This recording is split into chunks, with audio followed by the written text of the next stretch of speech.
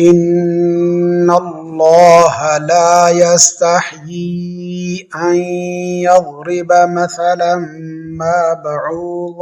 مثلا ما بعوضة فما فوقها فأما الذين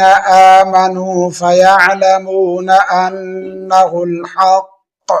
أنه الحق من ربهم وأما الذين كفروا فيقولون ماذا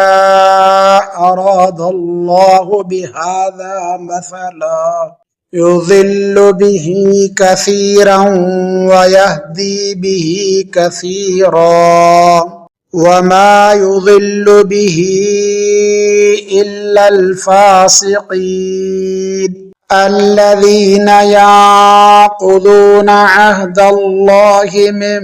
بعد ميثاقه ويقطعون ما أمر الله به أن يوصل ويفسدون في الأرض أولئك هم الخاسرون.